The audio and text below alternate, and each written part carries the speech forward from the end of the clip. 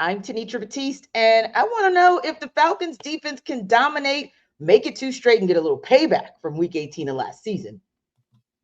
I'm Aaron Freeman, and there's a 90% chance that Bryce Young will be running for his life this weekend. I'm Jarvis Davis.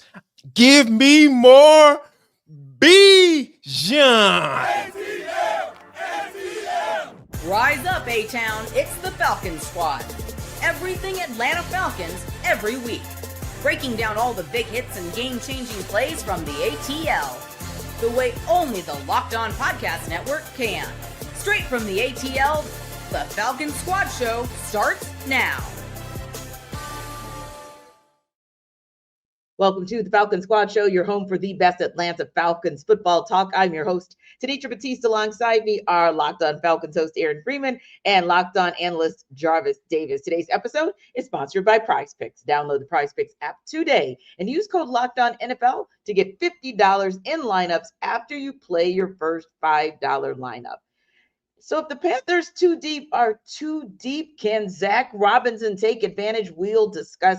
And will Briggs boys show consistency? We'll debate it.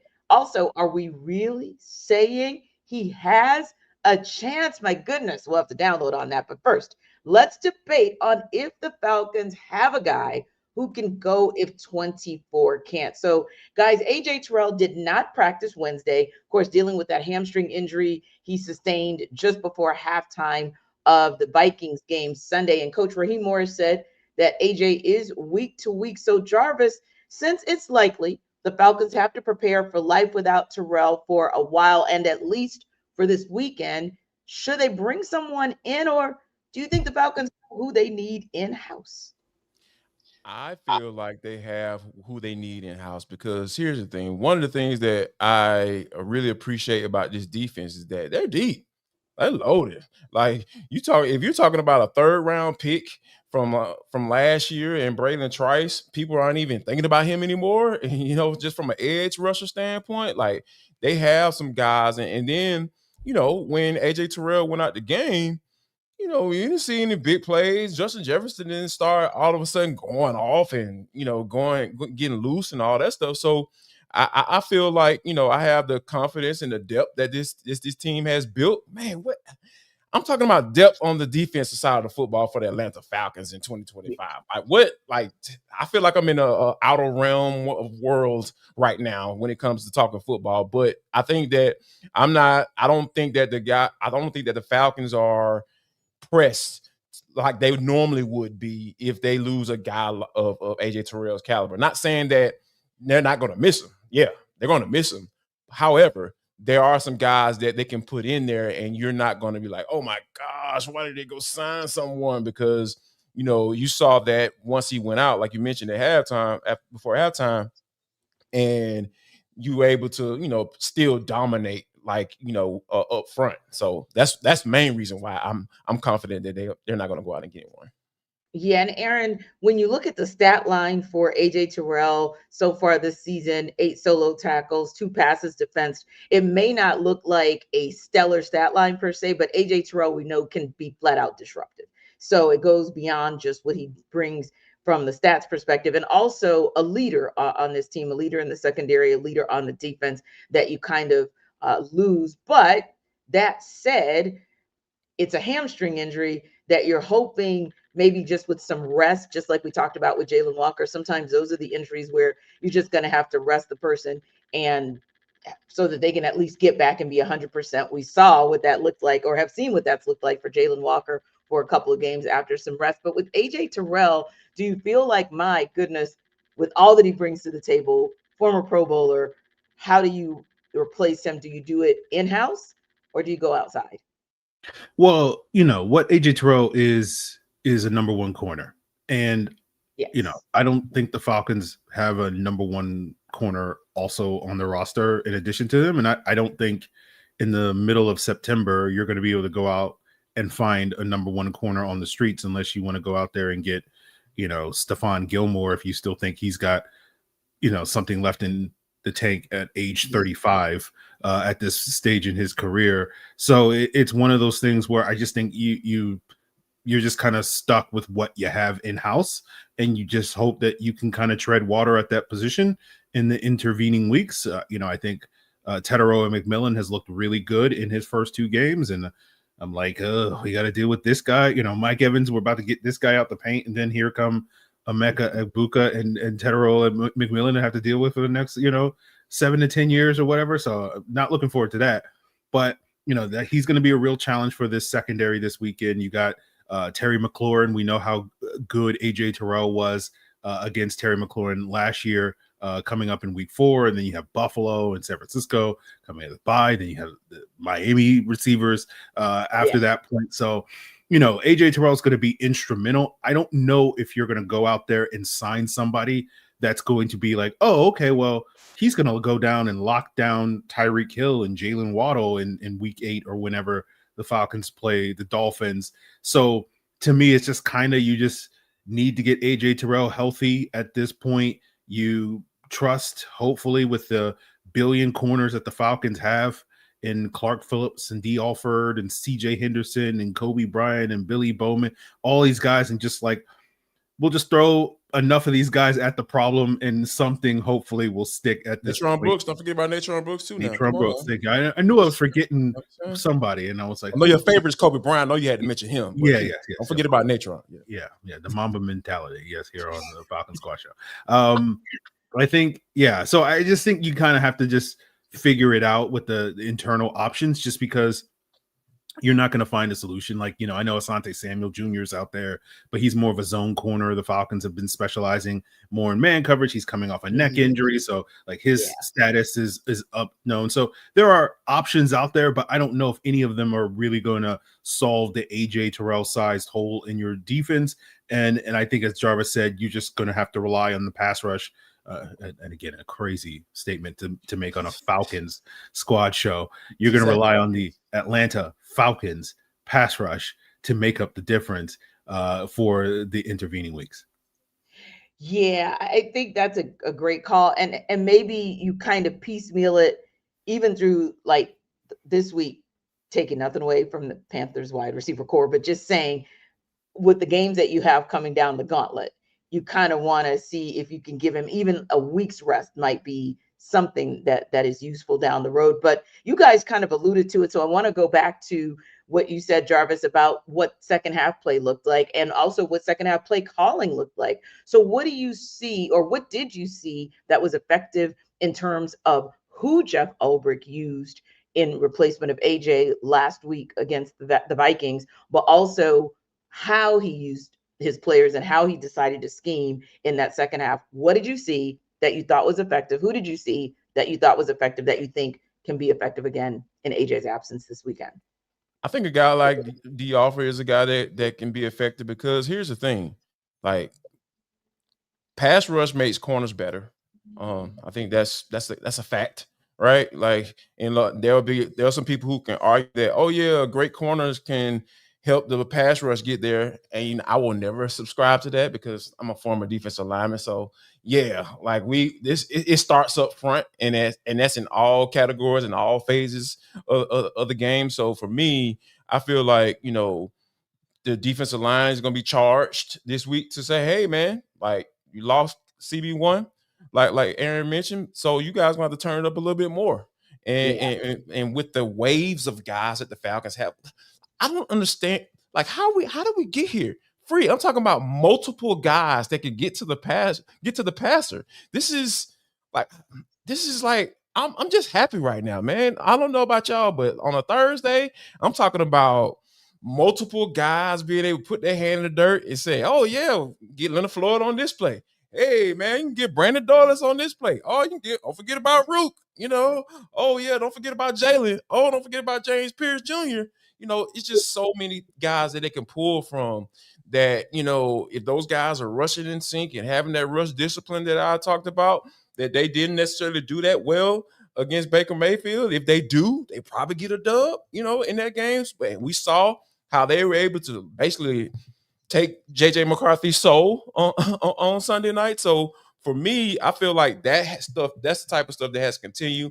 That's the type of stuff that, Jeff Ulbrich is can deploy, in AJ Terrell's absence. Not necessarily the caliber or talent of the guys that they're lining up outside corner in his space. It's the guys that he has in the stable that he can deploy on third and long. And that's when you're going to need a guy, you need those guys the most, because you need to be able to get those guys to get that quarterback, get the ball out of the quarterback's hand as quickly as possible.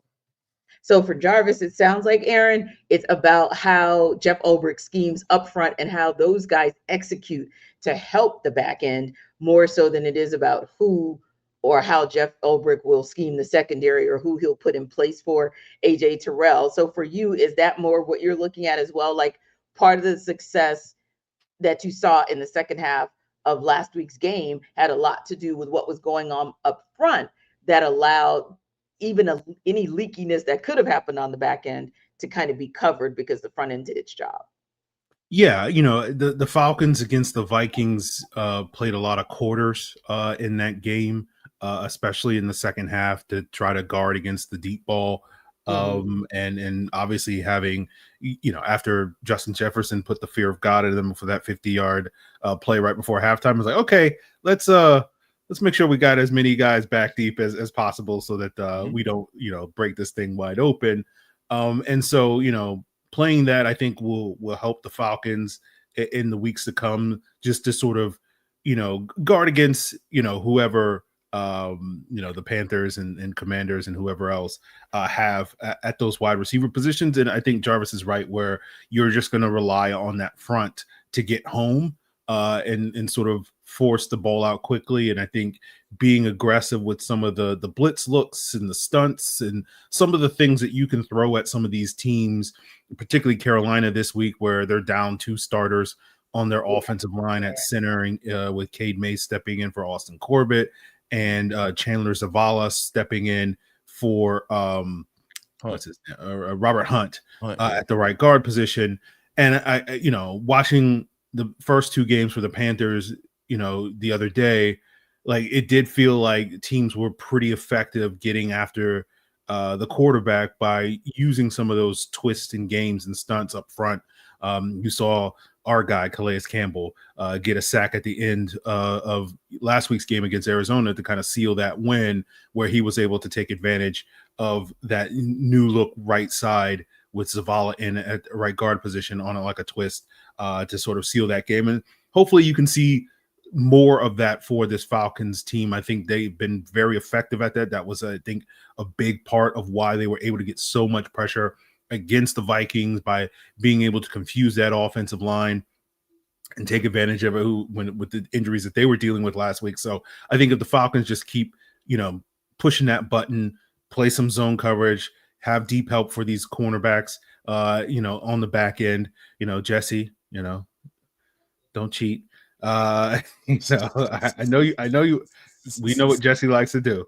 Yes. And so let's play it a little safer these next couple of games, Jesse, while we deal with this AJ Terrell game, and just trust in the guys up front in order to make the plays, as opposed to the guys on the back end making those plays.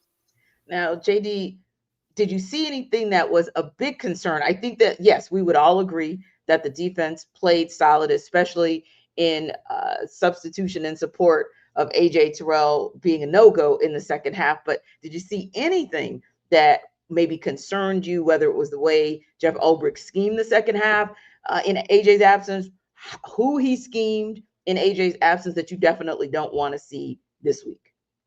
Well, the only thing I want to kind of go back to like the preseason for a second, because I remember in one of those games where the team was they were playing against, they were running like a lot of 12 personnel, and the Falcons got caught a nickel quite a bit.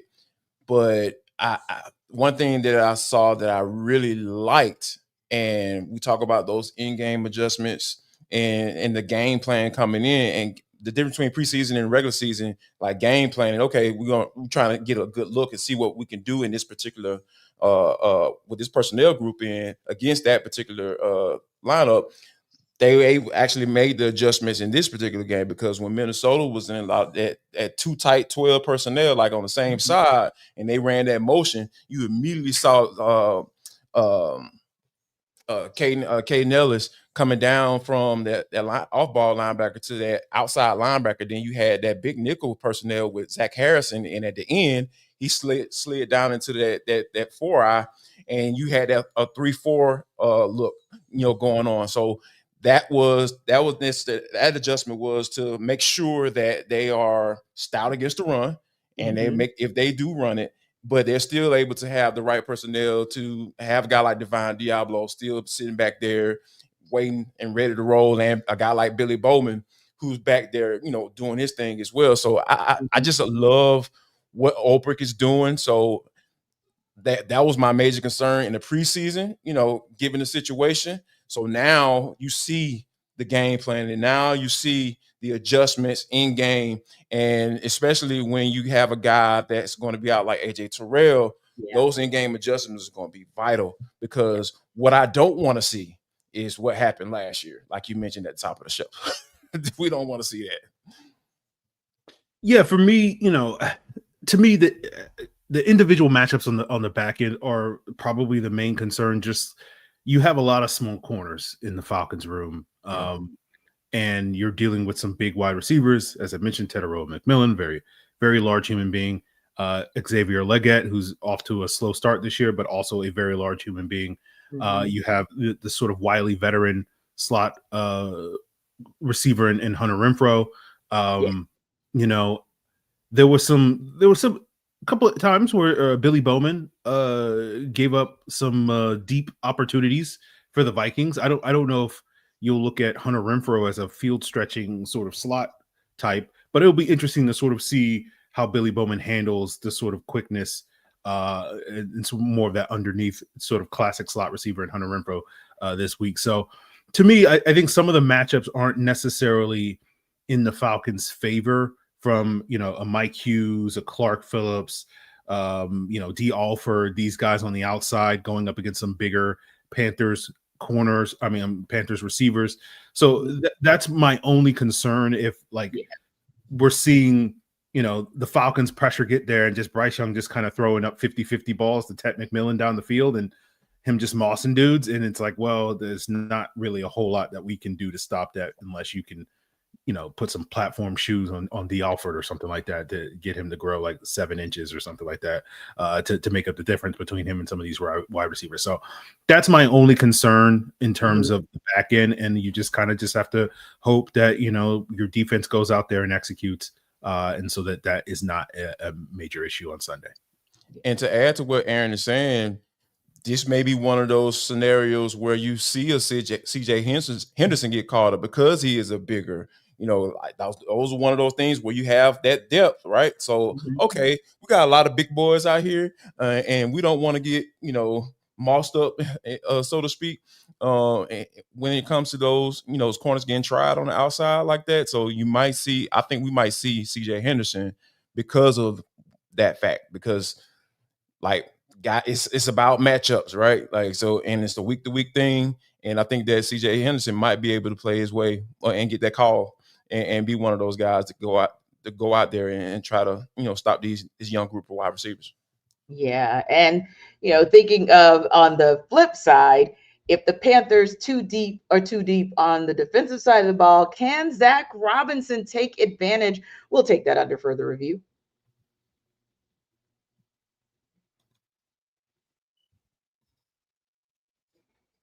This episode of our Falcons Squad Show is brought to you by 5 Hour Energy.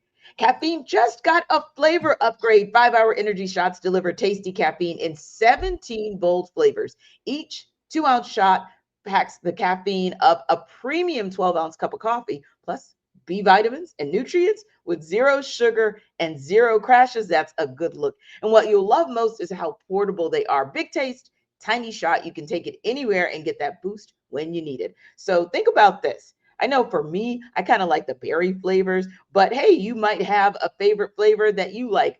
Ultimately, one of the things I like about 5 Hour Energy is it's refreshing, and it gives me a quick lift before a busy day, and I don't feel like there's that crash later. I think that's so critical because I've got this show today, and then I've got a game to call tonight. I can't afford to have a crash. So I love also that it kicks in quickly and it is sugar-free. So enough with the boring flavorless caffeine. It's time to give your caffeine a flavor upgrade with 5-Hour Energy shots. Get the favorites you love, or be bold and try something new in store and online at www.5hourenergy.com or Amazon today.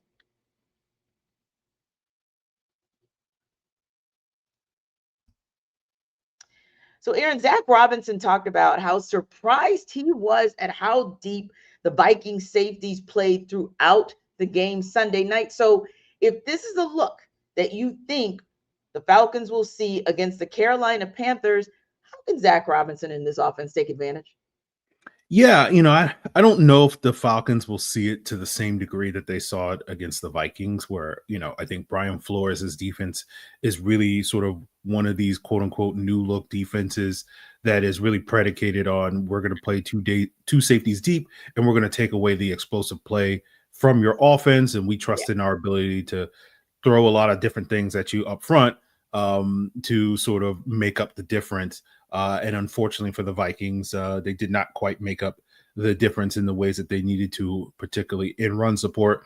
And Carolina's defense, from a schematic standpoint, is much more similar to what the Falcons were running a year ago, where they're going to have more cover 3 looks. And so that's going to have one of those safeties a little bit more impactful in the run fits. And so I don't think you'll see it to the same degree that you saw it last week, where Zach Robinson, I think, kind of spoke to this, and it's like, oh, well, we'll just keep adding 2 tight ends to the blocking. And, because we're going to always have a numbers advantage with the run game now, because you're not going to drop that safety down. Like, we'll just keep running it down your throat. And you saw the Falcons do that. I don't know if the Falcons will have that same success trying to do that against the Panthers, just because I think schematically their defense is a little different. And they also have, a guy by the name of Derek Brown up front that is basically similar to Villa, like the Falcons saw week 1, who's kind of a large, stellar entity known as a black hole when it comes to the run defense.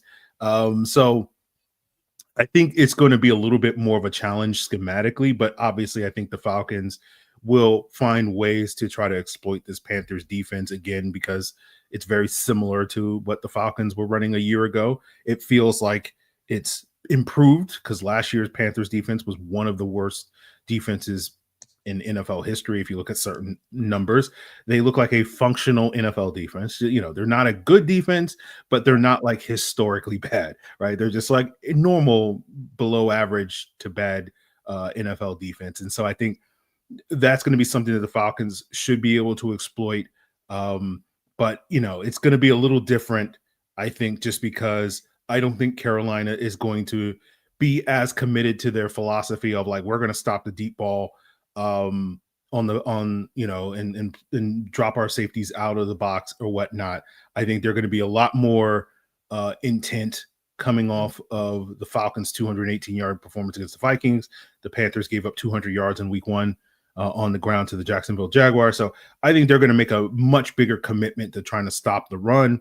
And so I think it'll be a little different. And so this does create, I think, some opportunities maybe for the Falcons to get the vertical passing game going for the first time this year, given how Carolina I expect will play it. Yeah. And Jarvis, Zach Robinson, like I said, talked about how surprised he was at how the Vikings just kept leaning in to having their safeties play so deep in Sunday night's game. But if you look at that, do you think this is a look that maybe they'll see a lot against the Panthers? And if so, I mean, how can the offense take advantage of it? Man, I look at it like this, with all of these new schemes and all this stuff nowadays, talking about taking the deep ball away. My defense coordinator right now is probably cringing to hear me say some crap like that, because this is old school ball. Like, this is nothing new.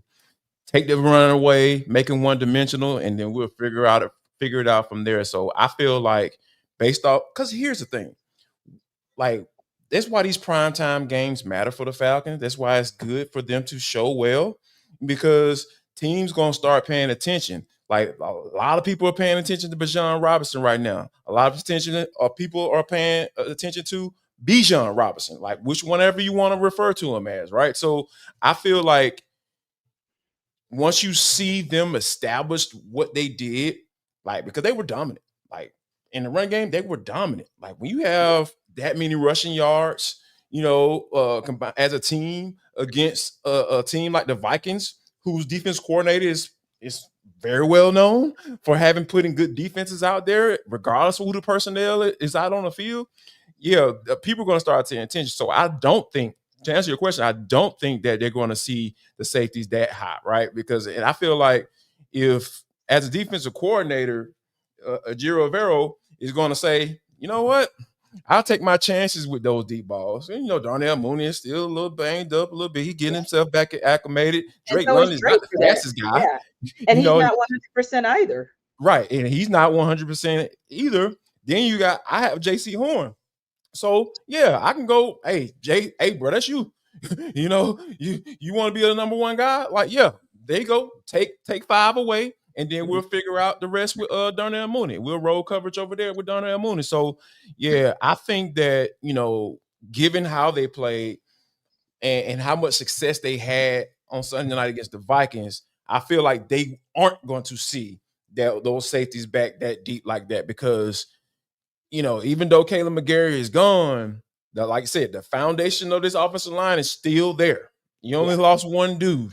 You lost 2, with Drew Dahlman and all that stuff, but that was before the season. So now that Ryan Newsel is in there, you see Matthew Bergeron and Jake Matthews and Chris Lindstrom played an amazing game on Sunday night. So I love the fact that they're establishing who they are and what they want to do. They challenged this offensive line, Dwayne Leffert and company, Raheem Morris, everybody was like, hey, man, we have to run the football.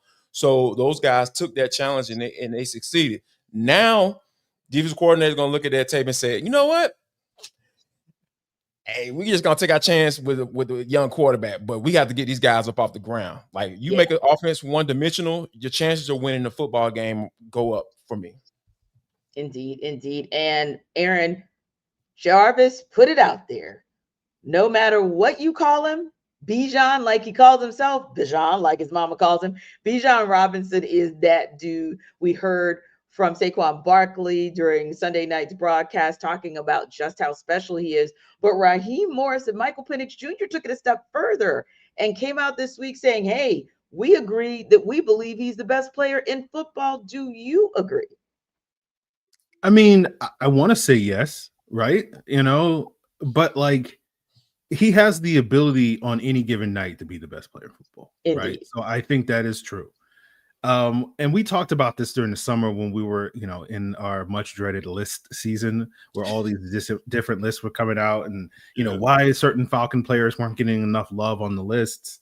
And basically the conclusion I think we all reached back then was like the Falcons have to win games in order for people to recognize the quality of the players that they are. And so I think you saw that with Bijan having a dominant performance on Sunday and in a win against the Vikings. And people are like, hey, this guy's really good. He's one of the best running backs in the NFL that you haven't heard of.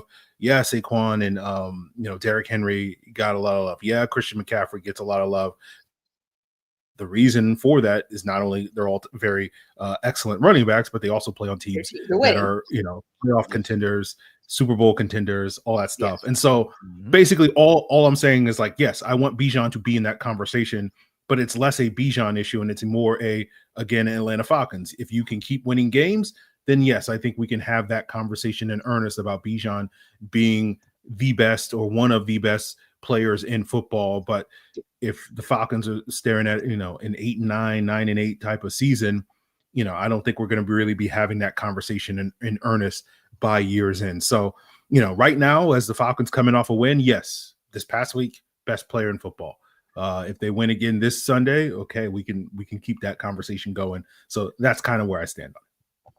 I think the fact that we're asking this question tells us all we need to know. Like, I can't sit up here and say that he's the best player in football. The first guy that came to mind, and there's a lot of bias here, Myles Garrett. Myles Garrett is very, very good at football, and that man can take over a game, and he plays for the Cleveland Browns, and people still have to look at him that way. Like, you have to think about the level of talent that this dude has. He's just so amazing.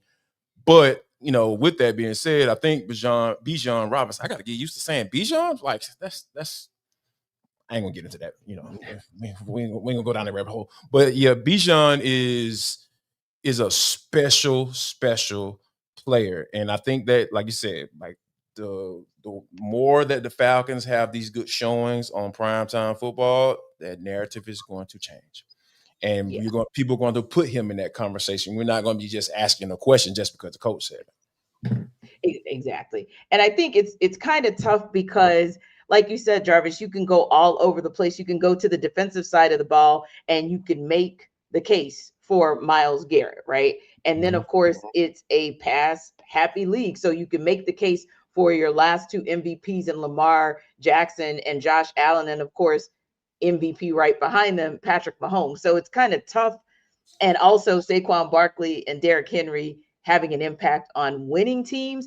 But I suspect, as Aaron said, if the Falcons keep winning, especially if they're winning with their run game, or it's a complementary or a balanced attack between run and pass, I think that he vaults into that conversation and you can make the argument for him. I just wanted to touch on one thing that I thought was an interesting comment that some people may not realize, but GATX, I guess that's Georgia, Texas boy, said, how do we know Mooney's still hurt? What if the game plan was Cincinnati was since Minnesota can't stop the run, like keep running the ball? Yeah, that's a part of it. But the reason we know that is because whenever players are in limited participation for practices, that's kind of the indication. So we, as analysts, get these reports starting on typically Wednesdays of each week. And Darnell Mooney was limited in his participation on Wednesday. So that tells us he's likely not 100% because otherwise they'd be practicing him at 100%. And then sometimes players will practice at full percent. So Drake London wasn't on limited participation on Wednesday, but we know that injury happened in week 1. So in all likelihood, and just what the eye test gave us in the Minnesota Vikings game, there's probably, I'm not saying that he's 70%, 80%, but just probably not 100%, but certainly a good point that you make. And we appreciate you as always, as one of our faithfuls. So how does Brick's unit show consistency? We will unpack that in Next Up.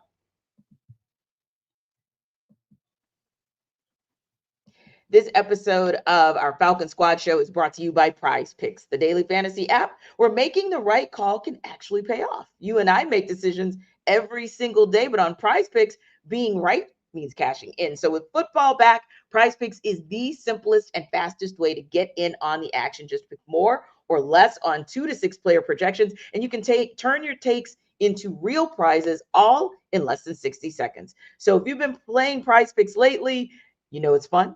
And you know it's something you want to stay locked in for the season. And it's quick, it's easy, and honestly, it's going to be your favorite way to follow along with football. So download the PrizePicks app today and use code LOCKEDONNFL to get $50 in lineups after you play your first $5 lineup. That's code LOCKEDONNFL for $50 in lineups after your first $5 play. And you probably will have a cool time checking projections. So last week's projection was on Saquon Barkley for more or less than 1 rushing touchdown. Might want to give that a good look for Bijan Robinson this week. So again, download the PrizePicks app today. Use code LOCKEDONNFL. Get $50 in lineups after you play your first $5 lineup for PrizePicks. It's good to be right.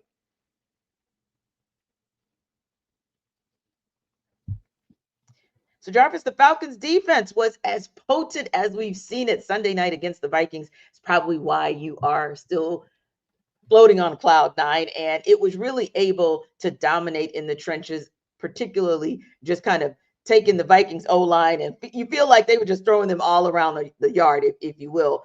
So what does Jeff Ulbrich need to do? We talked about this. If you guys caught the Monday Squad Show, you know I said my number one thing in relationships is consistency. It's the number one thing I also want to see when I'm watching a team I cover. So that's what we're looking for now. Can you do this again so that we know that this is not a fluke? But what does Brick need to do in scheming this defense against the Panthers this Sunday to show us they're for real?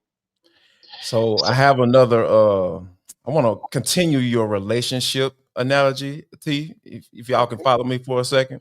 That was an amazing first day. Essentially, that was a coming out party for the defense, right? Let's just say that was the first date, right? Cool.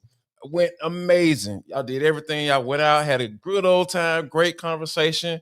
Now that you set the standards, Jeff Ulbrich, players on defense, like what you gonna do now? Like, how can you live up to that first day? Because that first day was so amazing. You don't want a big drop off, right? So we understand that you went all out. You went all out to impress the Falcons fans. You know what I'm saying? Like you just went all out your way. You just laid out the red carpet, rose petals, all that stuff. You know what I'm saying? If y'all even got to that point.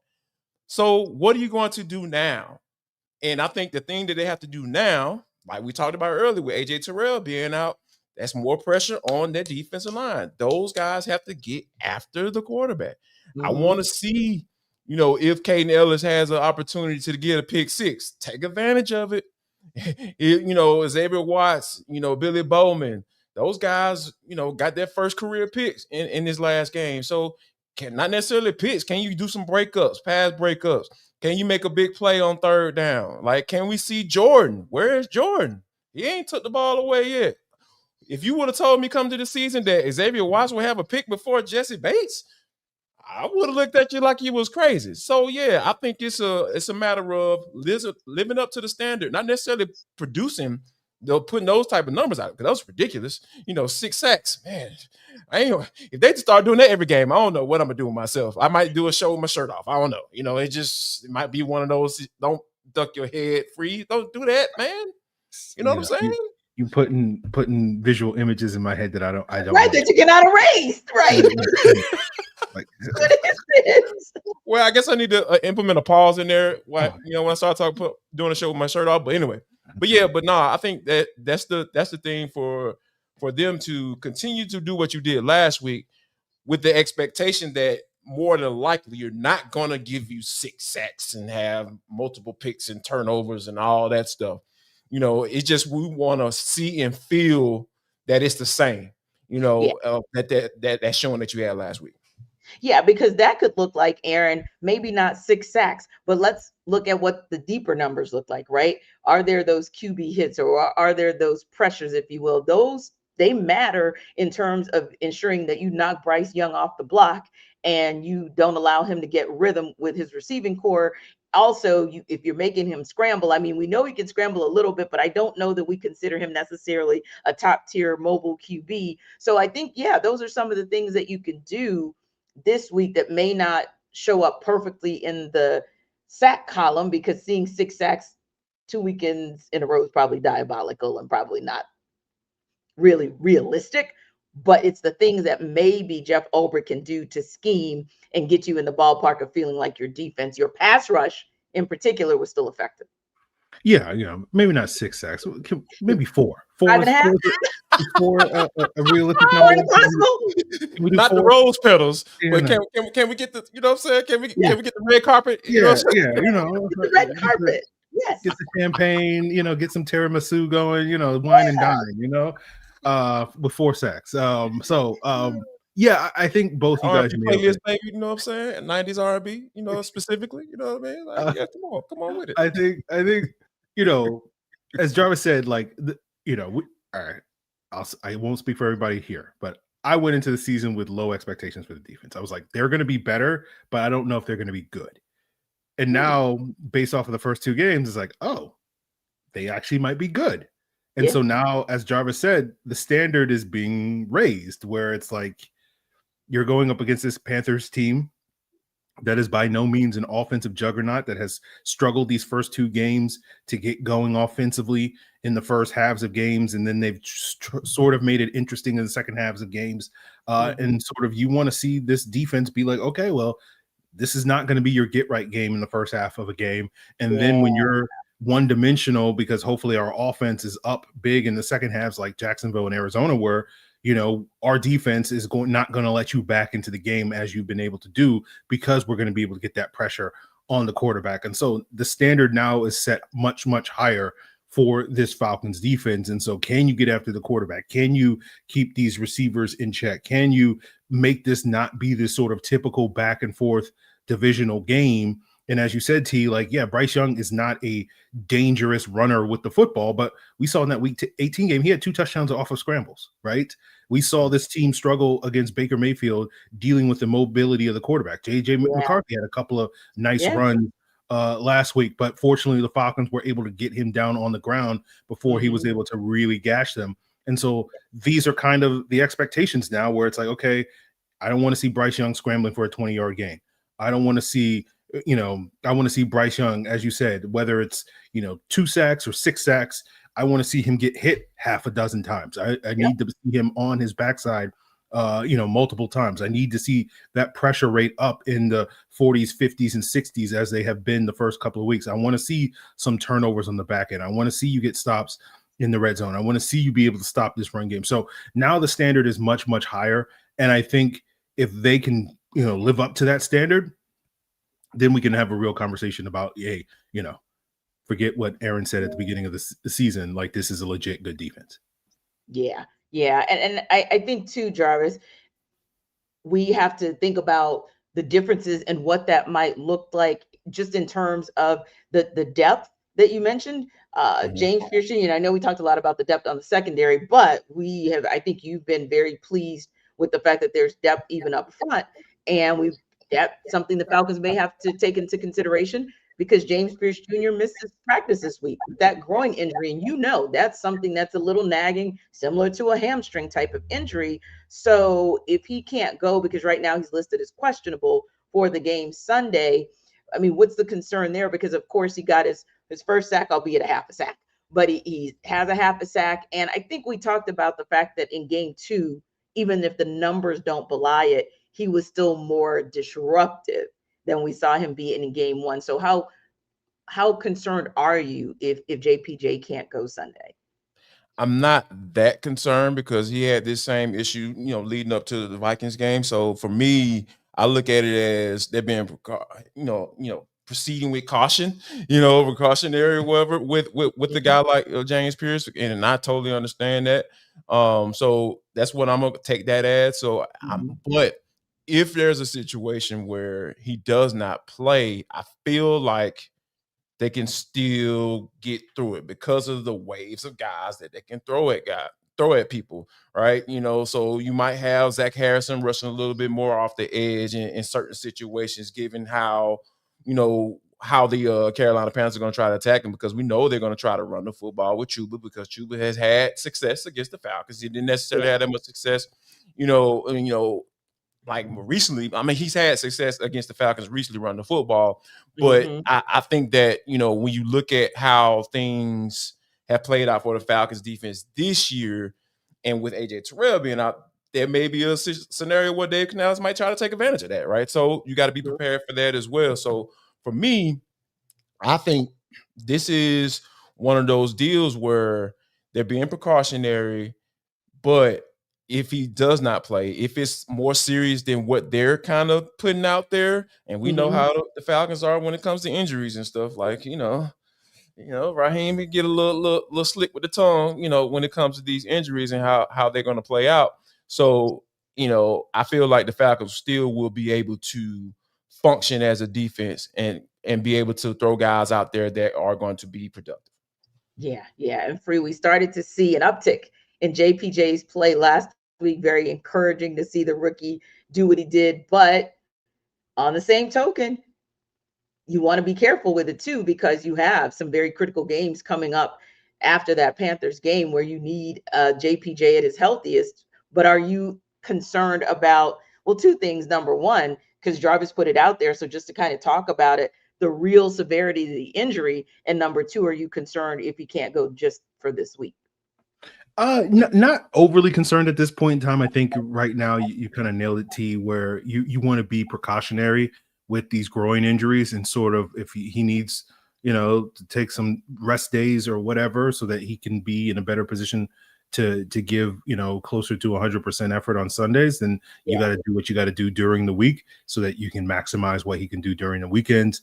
But I think as you put it, like, the Falcons have enough depth at this edge rusher room, even though JPJ, I think, has been kind of their lead guy when you look at, the number of pressures and the win rates and all that stuff. it feels like, Leonard Floyd's coming off a really good game against Minnesota. Jalen Walker was also able to flash some. We know Caden Ellis can bring the juice. We haven't really seen Arnold Ebiketie get fully unleashed. I think he's flashed abilities not only as a pass rusher but also as a run defender as well. So if you're limited with James Pierce Jr., I think you have enough bodies there that those guys can step up, and especially given the way that the Falcons have been utilizing JPJ, he's been primarily more of that DPR, that designated pass rusher on obvious passing downs, rather than the true every down player. And so I think everybody else that you have, also offers maybe a little bit more every down value, a little bit more run defense. Zach Harrison, Brandon Dorris also getting some of those reps at edge on some of those early downs. So it's really that third down situation where I do think if he is going to miss the game, you're going to miss him. But again, going back to the conversation we've been having, I think you can scheme up some things, use those stunts, use those twists, bring those blitzes with Divine Diablo and Caden Ellis, maybe have Jalen Walker line up over the guard as we saw him do a couple of times these first couple of games. Just different things that Jeff Ulbrich can scheme up to make up whatever that difference is of not having that guy that James Pierce Jr. has been these first 2 weeks, that has been a guy that in obvious passing situations has reliably gotten home at the quarterback after the quarterbacks these last couple of games. So I think the Falcons have enough to make up, but ultimately, if it's 3rd and 7 and you're looking for a guy that's going to be able to get home, I think JPJ has been that guy pretty impressively for this team early on in the season. So you are missing a little bit, but I don't think it's going to be some massive drop off where it's like, you're losing a Myles Garrett, you're losing a TJ Watt type of player that it's like, oh, well, what are we going to do now type of thing. I don't think we're there yet. I think that speaks to the depth that the Falcons have right now. And you know what else I think this speaks to, Aaron, which is kind of like a compliment again to the consistency that we're starting to see with this defense, is that you are seeing JPJ have that opportunity for 3rd and long because of what the Falcons are doing on 1st and 2nd down. So hopefully you see that, and then you get the opportunity to see who else can actually take advantage when the Falcons put the Panthers in those situations of 3rd and a mile. So when the Falcons find themselves in a situation like they found themselves last week, where they had to make a decision in what Jarvis would say as his first choice or his other choice, they went with other choice and it worked. But are they saying we still have a chance for first choice? Oh, we'll tell you about it when we go and look ahead.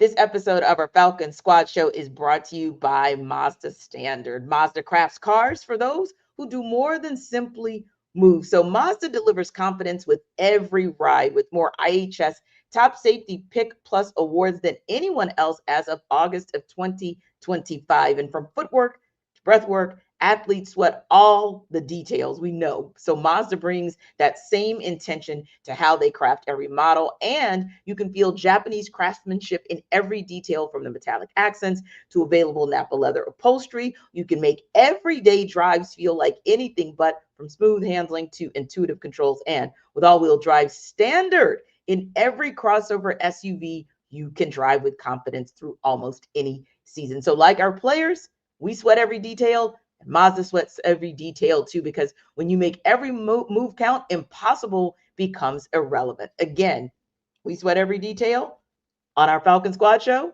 We know that our players sweat every detail that we cover in these Atlanta Falcons, and Mazda does the same, because when you make every move count, impossible becomes irrelevant. Mazda, move and be moved.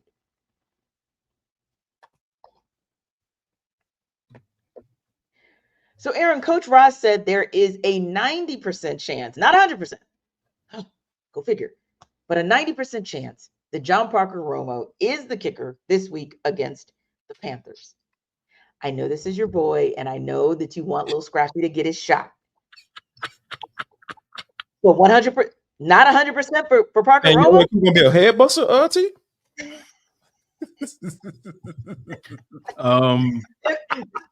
Okay. I gotta be nice, because hey, we said we were going to love on Free because of what's going on with Young Wei. Yes. So yes. Free, it sounds like they're saying Leaving mental health on the show. Yeah, exactly. So we're gonna show free love because they're saying his guy has a chance, at least a 10% chance. But come on, free 5-5 kicking last week from Parker Romo, and we still got a 10% shot at coup.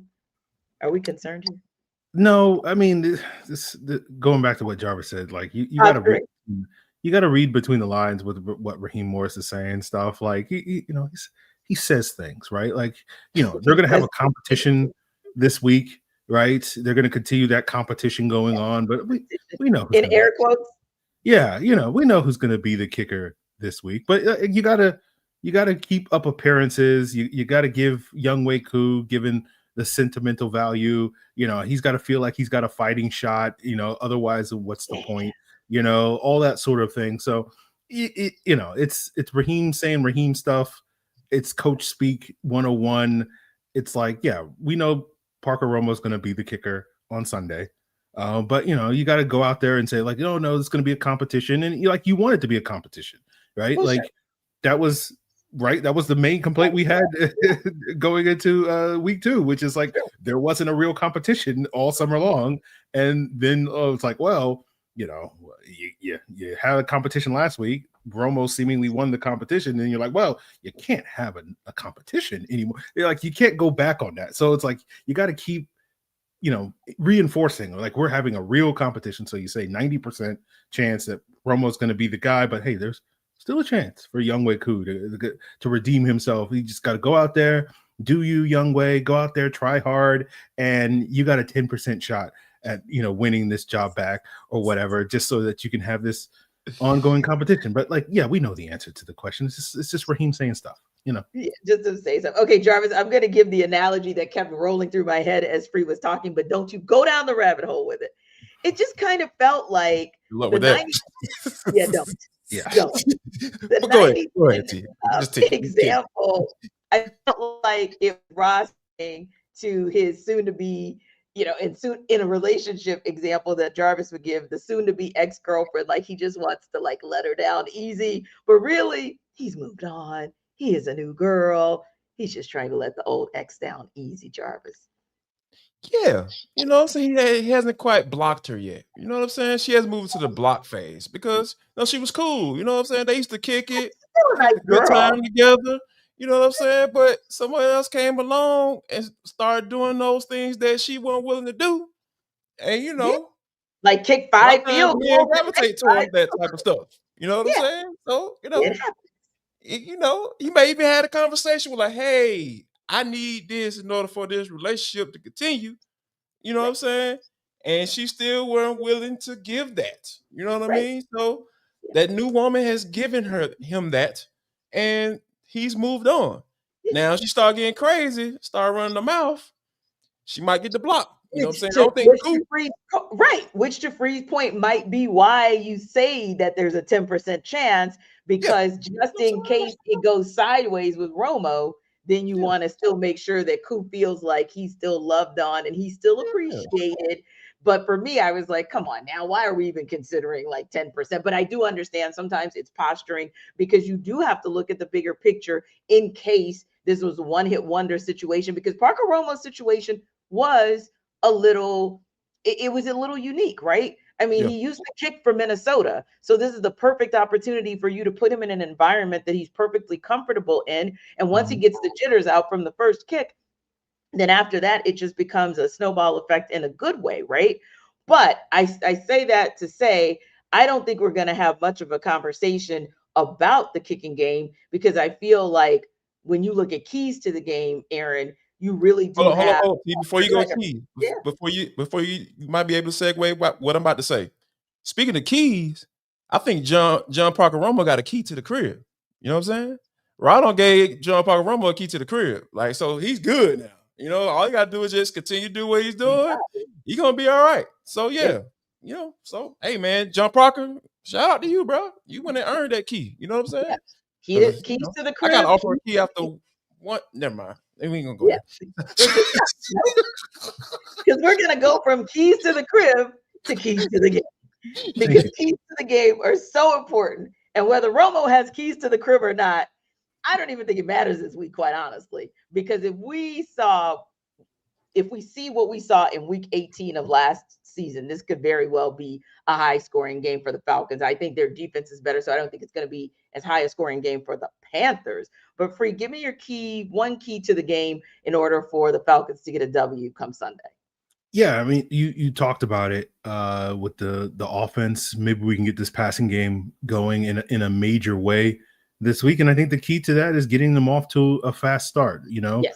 We got that opening drive touchdown against the Bucs last 2 weeks ago, but that wasn't like, oh, we Zach Robinson wasn't like, I got this perfect 50-yard play. You just throw a check down to Bijan Robinson and he's going to make 3 guys miss and he's going to score. Now, Bijan makes you right? Like that's the type of player that he is, where it's like, we can just throw a check down to Bijan and it can go for a 50-yard touchdown. But like, you didn't design that. That wasn't part of the game script where it was like 50-yard touchdown, 3rd or 4th play of the game. That's what we're cooking up. So, they got off to a good start, but it was mostly just like Bijan just putting the cape on and like, let me go do my thing. Let me go walk on water real quick. Check me out real quick, guys. I'm just do some water walking real quick. But I think if they can get off to a better start this week, that will get this thing going, and we can see the type of game that we want to see from this team. We want to see the 38 points that we saw in week 18 against that Panthers defense. And then we want to see this new look defense, shut down the Panthers offense. Instead of scoring 44 points, they only score 14 points or something like that. So I think if the Falcons offense can get off to a good start and keep the pressure on Carolina and let the Falcons defense do the thing that they are good at. Again, it's a crazy thing to say. Good at doing, rushing the quarterback, getting the quarterback on the ground. Like, we live in the twilight zone. What is going on? Listening to it sounds crazy, man. But like, if we can get off to a good start, I think that's going to be the key. So if offensively we can go down the field and then put some points on the board when they get into the red zone with a touchdown, I think that will be a huge part for the Falcons to get off to the start that they need in order to get the result that we want.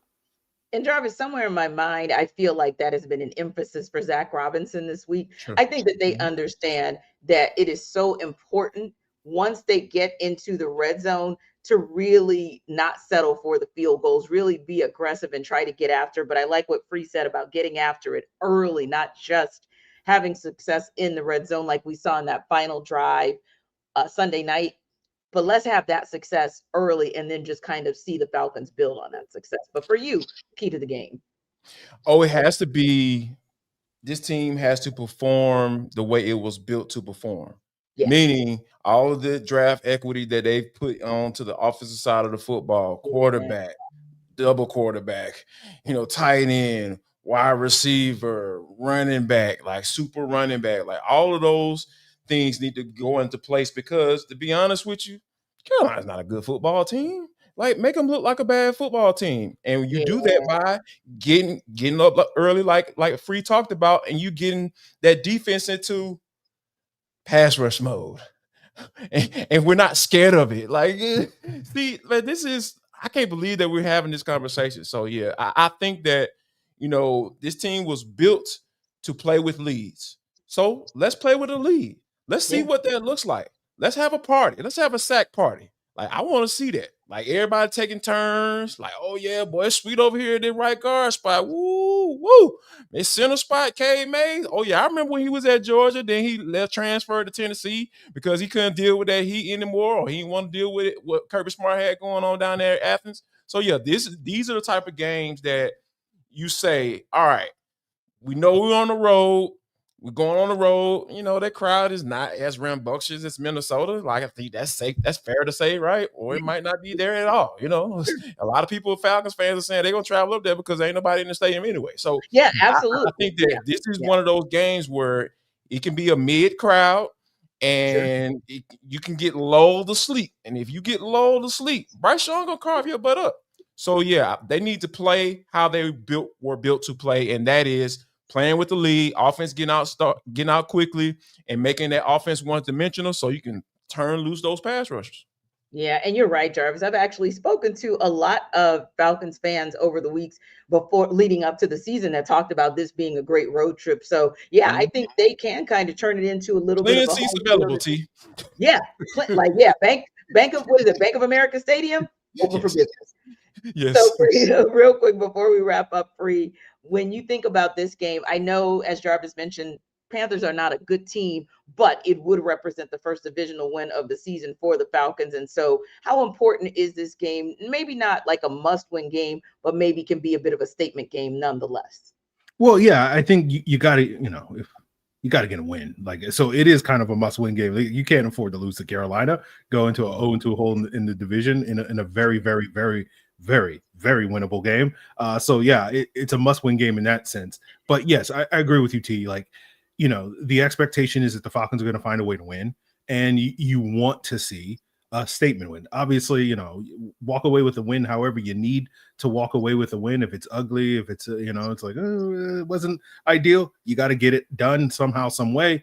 But I think as we've been discussing all day long here on the show, like, you want to see this team sort of with the standard being set. You want to see that sort of impressive type of win and that sort of statement win where it's not as contested as a usual divisional game is, where it's back and forth and we're sitting here sweating bullets in the final 5 minutes of the game and like, oh, well, what's going to happen, all that stuff.